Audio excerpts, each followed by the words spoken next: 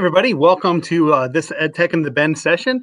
I'm happy to welcome you. I'm one of the co-directors and co-sponsors of EdTech in the Bend. We started this as a fun opportunity to share and learn from others across the country and the state. And we're getting ready for one of our last sessions for this week. It's been a wonderful, great week. We're looking to get over 800 people and would love to have you join and register if you haven't already. And with that, I will move it off to my colleagues and have you introduce yourself and tell us where you're watching from if you're in the comment section there.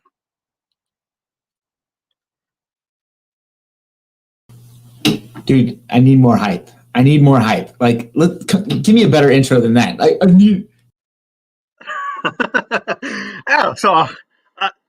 I would like to introduce my colleague and friend, Seth Ponder, to introduce our guest.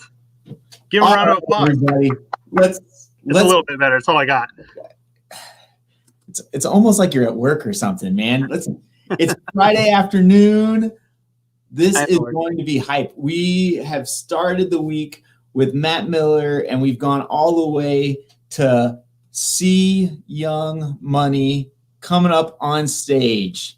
This is going to be high energy, so we need as many people chatting on YouTube and Facebook as possible. You're also going to need a couple tabs because this is going to be a lot of fun, and you're going to want to keep up with all the fun because we don't want you to miss your shot on winning anything. So without further ado, here is one of both of our good friends and EdTech heroes, Chris Young, up on stage. Woo! All right. Thank you guys so much for having me here. And I'm going to present my session, The Classroom Where It Happens. So I will be sharing a link with you that we will put in the chat. And you will want it because we're going to be doing a game that Seth talked about where you don't want to miss your shot. So this presentation, you'll want this presentation, and you can get it at bit.ly/classhappens, and that will be in the chat, bit.ly/classhappens, and you will have this presentation forever and always. And so this session is called The Classroom Where It Happens. And so hopefully, as you can tell, I am a Hamilton fan. Young, scrappy, and hungry. And a little bit about me, I'm a K-12 educator. I'm a sneaker connoisseur. There's some green in this, so it blends in. These are some of my favorite shoes, but I'm also a Hamilton fan. And in fact, if you want to play along with me, if you click this gold link here where it says Hamilton fan, it will take you to a custom bingo card. And the way it will work is you click generate card. And if you hear a line from a song or you hear me say one of these titles, hopefully you click this link because you don't want to throw away your shot. I certainly wouldn't throw away my shot. You will click my shot because that is it. And so anyways, this is called The Classroom Where It Happens. I'm about to get a bingo. And so this is based on the room where it happens. So without further ado, let's get going with this. And so anyways, students want to be in the classroom where it happens. And I firmly believe that everybody wants to be in the classroom where it happens. If I walk into a teacher's classroom and there's just an energy about it, it's like, man, this is awesome. And so I was thinking about when we say where it happens, like, what is it anyways? And so this next slide, like I had a couple different iterations with it. And so I was like, learning. It's learning. Students want to be, but then when I got to thinking about it, there are kids that probably are like, hey, do you want to learn? No. And so learning is probably not the word. And so I settled on, wait for it, great teaching. So students want to be in the classroom where great teaching happens. And, even if you were a student, if you think back to yourself that just didn't necessarily love school, you probably had a great teacher that inspired you, that you loved being with. And certainly everybody wants to be in that room. And, there's an art to teaching. I 100% believe that. But, my background is I was a science teacher, and there certainly is science to great teaching as well. And so I want to share, before we kind of get started on like the classroom where it happens, let's talk about some actual research and data that will support everything I'm sharing today. So first I want to talk about John Hattie. John Hattie's research is absolutely incredible. He's got a book called Visible Learning. he has a few books, but the one in particular, Visible Learning. And what it basically does is it has synthesized all these different research studies and put them together to come up with the effect that different characteristics have on student learning. And so 80,000 studies, 300 million students, and then you take a term like relationships, and you can see how much of a positive or negative effect that has on student learning. So let's talk about this sort of like continuum that Hattie's his studies are. So 0, no effect. 0.4 is this magic line, because people, especially kids, are going to learn sort of naturally simply by existing. And so, they could have some growth as with really no, sort of teacher involvement at all. If you do something that is 0.4 or above, it is beyond just that regular growth. Like the teacher has really taken it to the next level. And so it's called the zone of desired effects. And so if something is rated by Hattie as 0.4 or higher, that is really, really powerful. To the opposite of that, there is sort of the other side, and there are things that can have negative impact on learning, where the students actually kind of go down, and we will talk about that as well. And so here's the question. What factor has the single greatest positive impact on student achievement? Okay, so I want you to sort of think about what factor would have the biggest impact on student achievement. So you might have said creativity, and that's not the right answer. Creativity is above that 0.4. It's 0.65, but not it. So let's check another one out. Vocabulary. So vocabulary strategies, 0.67. Again, way above 0.4. Powerful, not the best. This is the one I would have honestly guessed. The next one. 0.72, and as you'll see as I go through this, relationships. I'm a huge believer in the power of relationships and student engagement, but simply a 0.72. Another big one, the next one I'm going to share, feedback, 0.73, and still not the highest. So what comes in? So relationships, 0.72. Something comes in more than double that at 1.57. What is it? Dun, dun, dun, dun. Wait for it. It is something called collective teacher efficacy. And you're probably like, what the what? Collective teacher efficacy, and I want to read it word for word because I want to get it exactly right. Collective teacher efficacy is the collective belief of teachers in their ability to positively affect students. So to kind of break this down, and I think this is a Hamilton-themed session. He says in my shot, I never had a group of friends before. I promise that I'll make y'all proud. If you have a group of teachers that believe in the exact same things that you're believing in and believe that this is going to have a positive impact on students, it is going to make the absolute biggest difference in student learning. An example of this, and Seth and Matt, who both introduced me, he mentioned EdTech Heroes. We were in a group where we wrote curriculum for the Migrant Ed program, and 20 just incredible educators from around the state were together and made such a big impact on students. But the most powerful thing that came from that was the relationships that developed. And we just believed in the power of technology as a tool to enhance learning, that we pushed each other and became so much better educators through that experience. And every single one of them would say this exact same thing, that we didn't want to let each other down. We wanted to make each other proud. And the benefit, the people that benefited the most from that was our students each year and in and out. And so I would say to you, find someone and find a group of people, and it doesn't have to be technology. It could be some other, maybe it's literacy or vocabulary strategy, something that you all can get behind and believe in, that you know is going to impact students, and you'll take them to places that you never could have without it. And so, find your group and find something to believe in. Another sort of Hamilton reference, he says, Burr, if you stand for nothing, what will you fall for? And so find something as well. So find your group, but also in your group, find something that you're willing to stand for.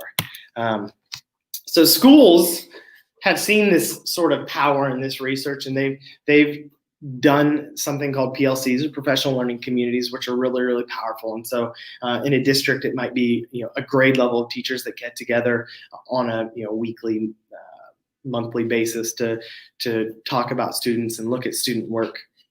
But if not everybody believes in the power of it, it's not effective. And so when we talk about collective teacher efficacy, we're truly talking about the collective belief. So if someone is like, yeah, what we're talking about, you're not going to get that impact. And so make sure it's something that you believe in. And so I would challenge you, as you're getting your group together and you're trying to develop the classroom where it happens, why did you get into teaching in the first place? For me, I taught science. Was it to teach kids about how chromosomes line up in the center of the cell in metaphase, or that the mitochondria is the powerhouse of the cell? No, I wanted to make a difference for kids. And so when you're in your PLCs and you're looking at student work and different things, I would challenge you, are we measuring what matters to you? So if we're making that big impact in that collective teacher efficacy, are we measuring what matters to you? And further, think about this. Through distance learning, we probably didn't have standardized tests, and we found out that the kids didn't melt or anything like that. They're just fine, and they're going to start school this next year. What if schools measured student engagement and student emotion in the same way that we do standardized tests? What if that same emphasis was there? Would there still be the same dropout rates? Would the students, there's a study that said 48% of 6th through 12th graders didn't like coming to school most of the time. Would that be the case if we were really looking at that data around engagement and emotion? So to start this off, I want to tell a story about my daughter, Paige. Paige, this was her last year. I call this the good old days. It was 2019, where, it wasn't whatever this is now. 2019, she graduated from pre-K. Paige is my second. She's my youngest. And she is she has all the characteristics of the second child. She is fierce, and she is strong, and she is stubborn. And honestly, most things come to Paige pretty easy, and she's pretty go with the flow. And so when she graduated pre-K last year, she had to start at a new daycare, and she's never had problems in new environments because that's how Paige is. And so anyhow, she started at the new daycare, and when I went to go pick her up, she was sobbing, like crying hysterically. And I was, that's out of character. I was like, Paige, I honestly thought she had probably fallen at the playground. I was like, Paige, what's wrong? What happened? And she's like, oh, I'm sad, I miss you. And I was like, what? And the teacher's like, she's been like this all day. And what? It just wasn't Paige. And so we get home and we talk to Paige, and she hands us this. She hands us this art that she had drawn, and you can see she was crying. So she did this while she was at the daycare. Her heart, you can see here, she even put special emphasis on her heart. She wanted us to see it. She drew a little black dot because she told us her heart was turning to stone because she missed us too much. I think that could have been a byproduct of watching a little bit too much Frozen, but you get the point. We were devastated, but in pure Paige fashion, she loves herself. She wrote, I love me. So she still loves herself, but she was obviously really, really sad. We did what any good parents would do. We were like, Paige, you're strong. You've got this. You're going back tomorrow. So you got to figure this out. So Tuesday came, picked her up. She was still not her normal self. And I got this, more art. And you can see she had graphed out her feelings. And you can see we got a smiley face. She was crying. She cried apparently 3 times on that day. But we got one smiley face. And again, we didn't say do more art. She just came home with this. But once we saw this, we were like, this is amazing. If we compare you to Monday, was just crying and heart of stone, we're making progress. Paige, keep this up. By the end of the week, it's going to be totally perfect. So Wednesday, she still loves herself, which is totally hilarious and awesome. But we went 5 smiley faces, 1 frowny face, 0 tears. Notice there's not tears in this one. So she was just sad once, and she was happy. Thursday, she put 100 smiles, 0. And so we had sort of beaten this through Paige's own initiative to kind of measure her emotions. And that's the thing about us as people. It's human nature to manage what we measure. And so because Paige was keeping track of that, like she was managing it and she was improving. It's no different than, I go out to eat. And this is an example I think everybody can relate to. You go out to eat and you're like, work, and you sit down at the restaurant and you're excited to eat your favorite food and you're like, oh no, calories are in the menu. And you want to like burn the menu. I feel like this is a perfect gift for this. Calories are on the menu and you're like, gosh darn it. And the thing is, like, and this is crazy to me, one of my favorite things to eat, Outback Steakhouse, Bloomin' Onion, 1,954 calories, which, that's more calories. If I would look up how many calories I should eat in an entire day, that's more calories the Outback has managed to get into an onion than I should have in the entire day. And it's an onion. It's not even the regular meal, too. It's the appetizer, and more calories than I should have in a day. And so that's awkward because if you think about the onion, the chef's in the back cutting the onion crying, and then me, like if I decide to eat the onion, like I'm probably like shame eating, crying it, or worse, I just don't eat it at all. And so, we manage whatever it is we're measuring. So if we know that, let's take advantage of it and let's measure what matters. I was talking about this with the teacher, and they said, how do you measure a smile? Like what's a smile worth? A smile is worth a lot, but how do we measure it? And if we think about how the reason we got into education in the first place was probably to make a difference in kids' lives. So how do we measure a smile? If you have my presentation, and it's this is linked directly, or they can share this. I don't know if I'll go too fast, but bit.ly/measuremyclass. I created a custom Plickers set. And if you're not familiar with Plickers, you get one of these little cards for each one of your students. And when you print it, on the back side are these emojis. And so they would hold up this side, and you take your phone, it's a free app, Plickers, and you scan the classroom, and you would instantly know how each kid is feeling. And they would be telling you anonymously, meaning the other kids in the classroom wouldn't know but you. And so, how do you measure a smile? Maybe you're like, how are you feeling today? And they could pull this up and you would know. Or you could ask them, what did you think about that lesson? I talked about measuring student emotion. You could also measure student engagement. And if you're getting a lot of frowny faces or a lot of meh, then, switch it up the next time. And so bit.ly/measuremyclass, Plickers, super, super easy, super, super quick, and a great way to truly measure what matters. So let's kind of go back to Hattie and his research. And we talked about the positive, that collective teacher efficacy. And I do believe that, we all got into this for those same reasons. We want to make a difference for kids. And so as you're finding a group and you're finding something to stand for, I think that, that is an easy thing to choose that everybody can get behind. But let's talk about negative impact. So there was that line of 0, and there's what I said, danger. What factor has the single greatest negative impact on student achievement?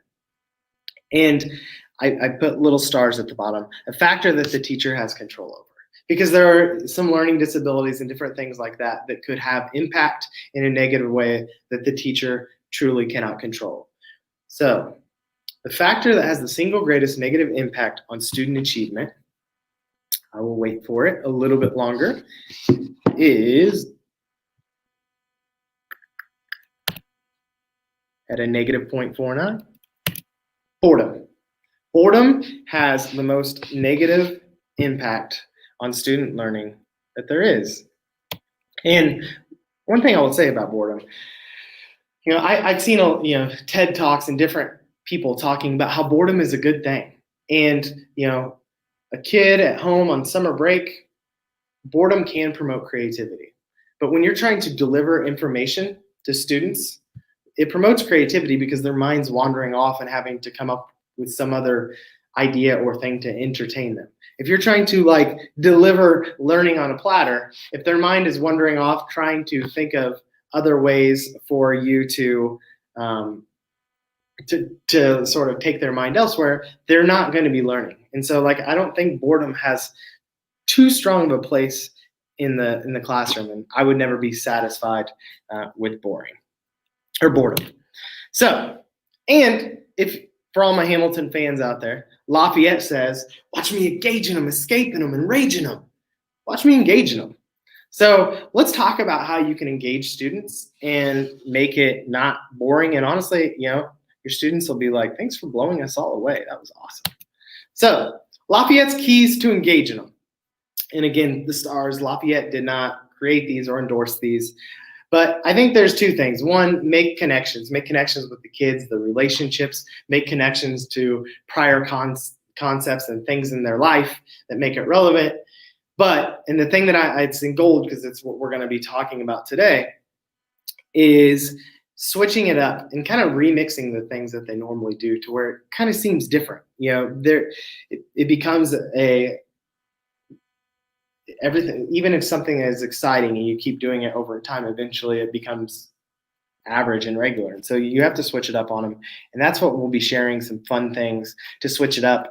And a lot of them, I think, too, I know you've had some incredible presenters. And this first one, actually, that I'm going to be sharing, I said remix, is called Classroom Karaoke. And there's a piece of this that's related to John Crippo. I know he presented in one of his Edu protocols. He has something called thin slides. And thin slides make a huge difference in this. And so Classroom Karaoke is honestly, it's nonstop fun. And so I want to talk about it. And when I say we're switching it up, I'm going to be talking about communication for a lot of these, because I'm a firm believer that we need to prepare kids to be good communicators. And you'll see people in education in presentations like this being like the 4 C's: communication, critical thinking, creativity, collaboration. Yeah. And it sounds great. But then if you would stop and reflect and be like, the 4 C's, like, how's that going? Communication. My kids are terrible at presenting. They're writing. If it's not in a text, it's, okay. Critical thinking. Like creativity. I give them a lesson and then I get back 25 that look the same thing. Collaboration.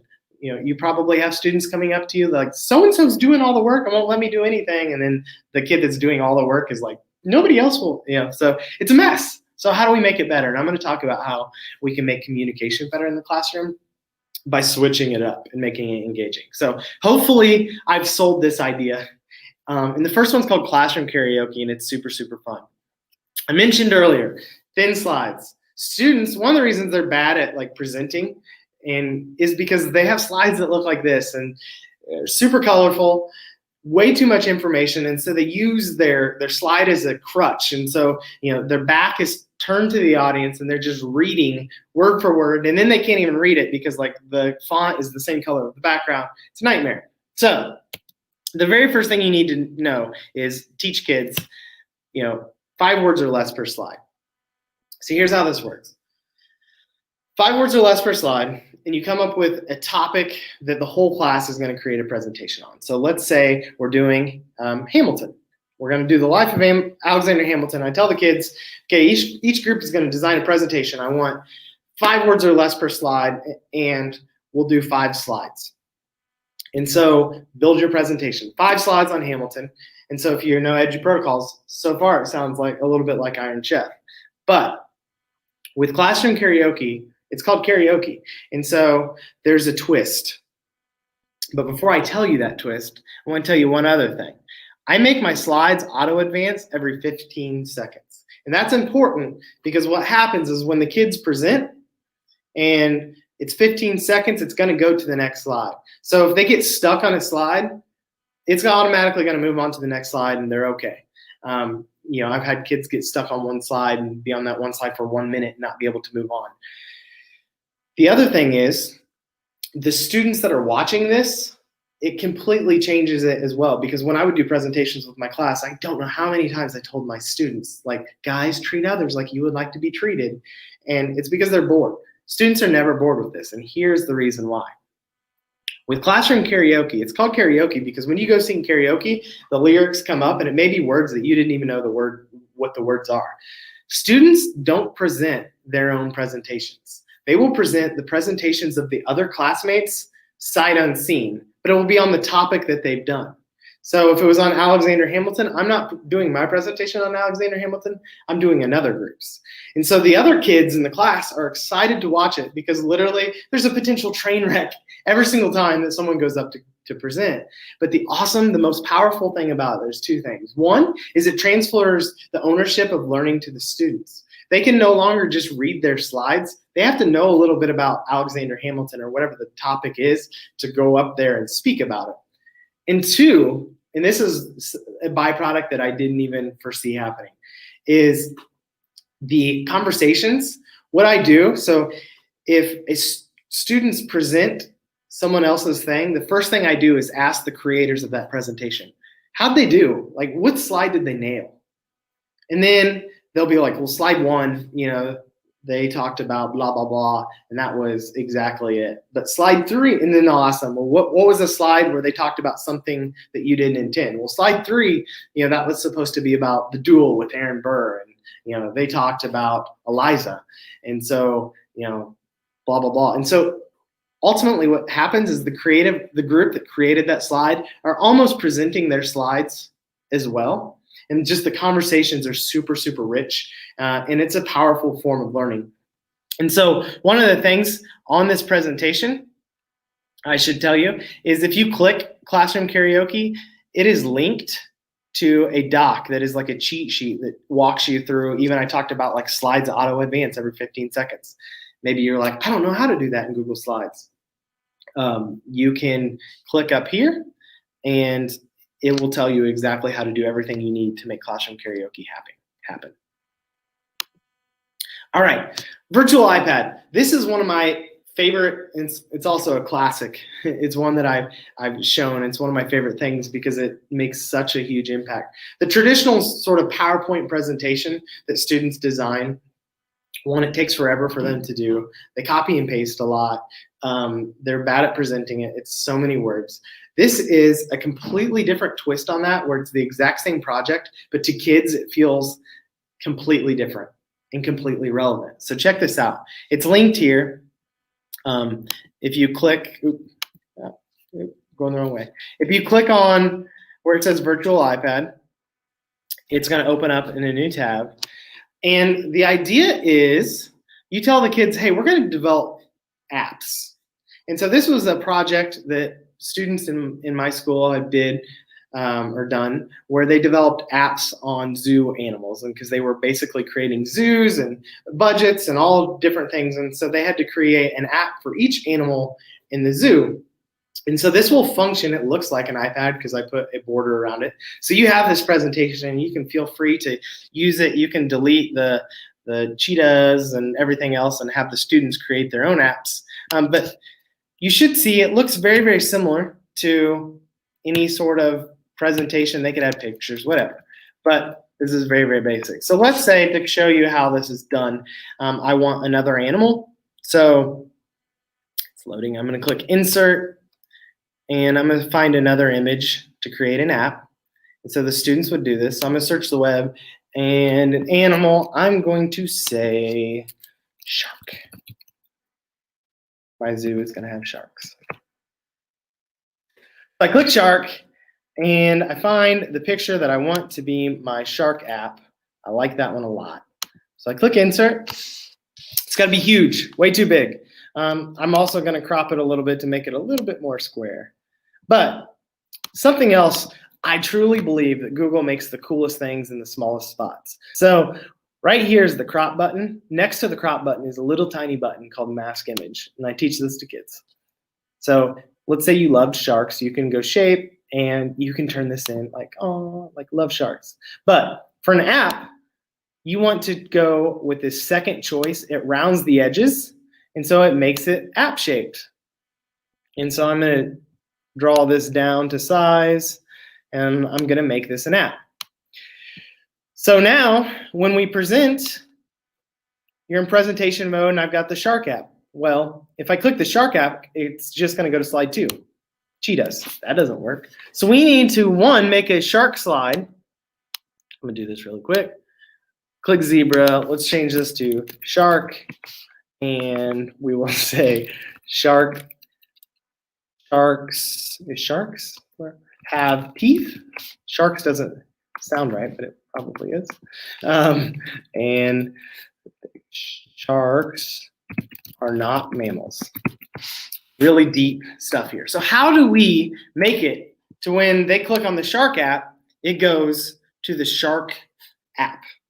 So when they click on the app icon, how do we make it go to the shark app? And it's really, really simple. When you click on your app icon, and it doesn't have to be around, it could be any picture, but this one in particular, I'm going to click this insert link button. And I remember I said the coolest things are in the, so I could link this to eBay or Amazon or anything, but down below it says slides in the presentation.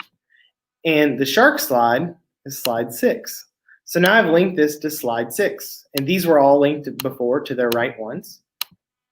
And then the other thing that I went ahead and did, because the home button, I put a little circle on each one of the home buttons to go to slide 1, because slide 1 is the homepage app. So students have now built their presentation, which was the same presentation they did before. The only difference is they made a title page that had some app icons on it and linked them to the correct thing. But now when you click on shark, it goes to the shark. And when you click on the home button, it goes back home in Cheetah. And by the end of this, they have this like completely functioning, awesome virtual iPad. And talking about remixing and switching it up, like this is that same presentation that they've already done, but it's in a completely new format that it feels completely different. And one of the things I will say about this, you could have them actually prototype and build apps with that. It doesn't have to just be that research project. You could say, look, prototype an app that you would build for the App Store. And my second bullet, where it says students love this and do incredible things, there have been a lot of projects I've done with students where I have like big expectations and I get back the final results and I'm kind of let down. Students almost always, like I'm satisfied almost like with what they give, if not like they over exceed my expectations. And so this virtual iPad project, you do it with kids, they're going to take it to the next level and just make it awesome. So give this virtual iPad a shot. Again, you click on the text in the presentation and you've got it. The last sort of one that's a takeaway that I want you to share with you, something brand new. It's called New Phone Who Dis. And again, if you click on the text New Phone Who Dis, you've got the presentation. And so I'll pull up the presentation so you can kind of understand what New Phone Who Dis is. And if you're like, I'm not doing New Phone Who Dis, I also have a title page that says, I have a new phone. Who is this? So it's a little bit more formal. But I was watching, here's how I kind of got this idea. And I do this a lot. Like a lot of my good ideas that I have like for the classroom, like I just watch things that are entertaining to me. And then I'm like, how can I use this in the classroom? And that's exactly what happened with this. I was watching the Late Late Show with James Corden. And he did a bit where he basically took his 3 guests and the producer grabbed 3 of their cell phones, grabbed each one of their cell phones and chose one of the cell phones. And so let's say I'm Dr. Phil and the producer takes my cell phone and pulls a picture, pulls an app, and pulls a song from my phone.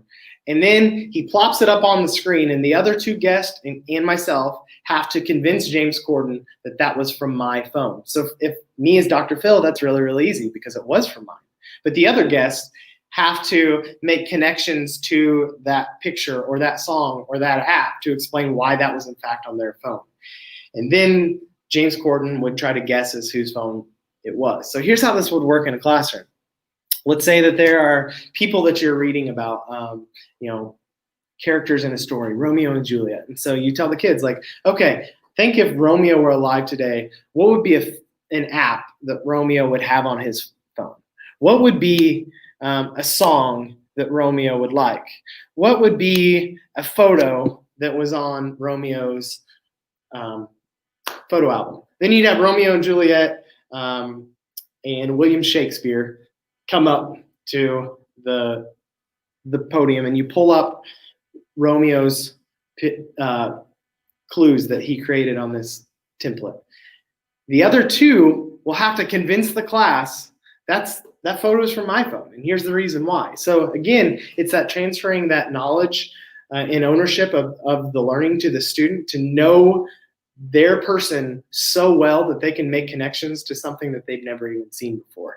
This is also, as we are beginning to go back to school and there's new staff coming in, or even icebreakers with your class, if you wanted to do this for the first time, you could give them this template. They can edit it, and you get a few people up there and you choose one of their things, and then they have to defend, yep, that's mine, even if it's not. It is a lot of laughs. It's a lot of fun. And again, students absolutely love it. And I think too, as we talk about social emotional learning, there's some empathy built into this project as well. It could be famous people in history. I taught science, so it could be scientists, but it could also be, we did the elements of the periodic table. And so your iron, what would be a song that iron would listen to? And it causes the kids to think about it in a deeper and different way than they probably ever would have. And so New Phone Who Dis is a ton of fun. And hopefully with these 3 different things that I've shared with you, New Phone Who Dis, the virtual iPad, and classroom karaoke, you have some ideas and different things that you can take to your classroom to mix it up and remix it to make your class where it happens and a little bit more engaging, because we know boredom can be a bad thing. So be finishing up here in a second, and I want to share some final thoughts. One, I talked about my daughter Paige earlier. This is my son Carter. He's my oldest, and Carter had been working on his back handspring. Again, this was from last year. He'd been working on a back handspring for a long time, and he was to the point where he didn't need a spot. And so, but he wanted me there spotting him. And so here's a GIF that I created. So I was there to spot him, but he didn't know this. I moved my hand away because I had confidence that Carter could completely do this on his own. And so you can see he did it. It wasn't perfect, but that's a back handspring on his own. So I said to Carter, buddy, you did that all by yourself. I didn't spot you. I moved my hand away. You did it. Do it on your own. And then this happened. It was literally the very next back handspring he did. I told him, you did it. You don't need me. Do it. And this is what happened. And if I would show the video, one, I'm the worst dad ever, because you hear me giggling hysterically, and you hear him it didn't sound good, but it was funny. But I think that there's a really, really powerful message here that Carter had basically taught me, and that is kids are capable of so much more than they think they are. And even if you, the teacher, sees that, I saw that in Carter. He didn't need me, but it wasn't that he needed me to physically do it. He needed guidance from someone he trusted to be able to do it. And I think that's, one of the things that's kind of amazing about being a teacher is, what you see in kids and the potential, and knowing that they're capable of so much more. But for them to get there, they need guidance from someone that they can trust. And so a lot of this sort of classroom where it happens was talking about, making your classroom better for kids and needing, kids being capable of so much more. But I think we also, for it to be the classroom where it happens, we also need to think about teachers. And I believe this with all of my heart. It is impossible to put teachers first, it's impossible to put students first when teachers put themselves last. And so I've got that image of the airplane, and they say, put the mask on you first before you go to help your kid, because if you're out, you're no help to the kids. And that's absolutely true in the classroom. And kind of how we're 4 C's, it's also students first. Well, students first is impossible if we're not taking care of ourselves and when we're putting ourselves last. So if we truly believe that, we need to take care of ourselves. And I think there's a couple ways I want to kind of quickly touch on. Nike has a thing called, or had a thing into their Nike Plus running platform called the Power Song. And the way the Power Song works be running, and eventually you would hit a wall. Like it's too hard, and you can see like they're going fast, and like they've hit the wall right here. There was a button on your Nike Plus that you press, and it would play your pump up song. So for me, it'd be like Macklemore, Can't Hold Us, and it would play that, and it'd be like, okay, or maybe now it's a Hamilton song, Guns and Chips. Guns and Chips get me hyped. Not Quite Uptown. Quite Uptown would make me cry, but play some Guns and Chips, and I'm back running again. And so the point I'm trying to make with this is when you're teaching, what is your power song? Especially this year. Like this year is going to be really, really hard. What's your power song going to be? What are some things that you will already have set in place? And I would say do this after this is done. Think of when you have that really bad day at work for whatever reason, how are you going to take care of yourself?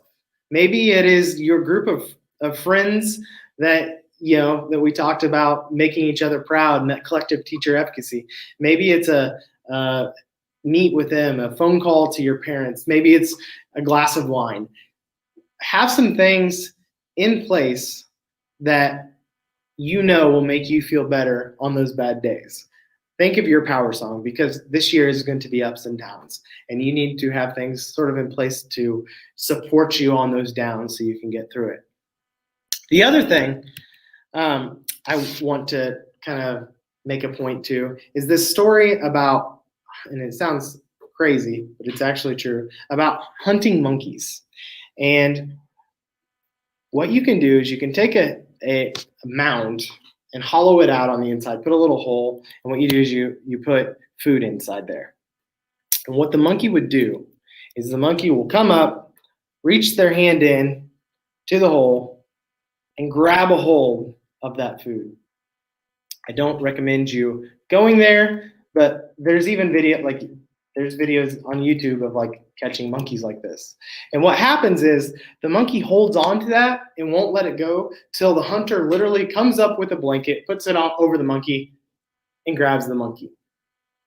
And I think in education a lot, there are things that maybe it's a lesson we did in the past. Maybe it's a schedule that we had, or what lunch we have, that we are that monkey that is unwilling to let go, that it makes it so much harder and more stressful for us that, if we would just let go, we would be free. And, to take care of yourself this year and to make it that classroom where it happens, you need to take care of yourself and let go. And I think if you do those things, it will be the classroom where it happens, and we will all rise up. So thank you so much. It is an honor to close out EdTech at the Bend and be here with Matt and Seth and everybody else that put on this conference and with you. So you can find me on Twitter at ChrisYoungEDU. I'm happy to connect, share ideas, and just go forward with this next school year together. Thank you so much. Thank you, Chris. I can't believe you went without, like, what was it? You kept going. Some might say you went, I can't think of it right now. Nonstop? Oh yeah, that's it.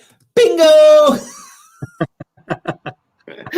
Did you get a bingo for real from that? That is it. I love it. I will tweet that out later. Yeah. You need to take a break. He seems to win all the games week. Just saying, for the week, it was all Seth winning. Yeah.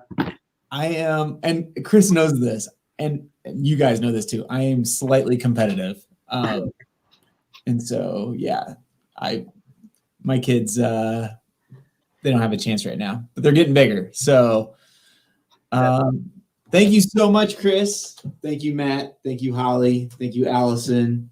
Thank you, Stephanie. Thank you to all the speakers. Thank you to all the attendees. We are going to be sharing all of the links next week.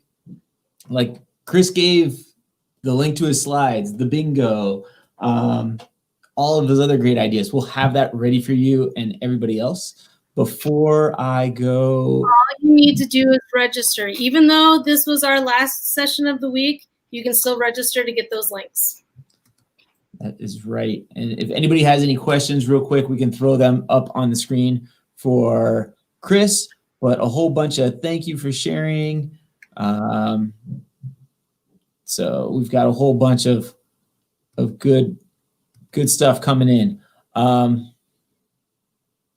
Oh, here's one for Chris. There you go. Nice.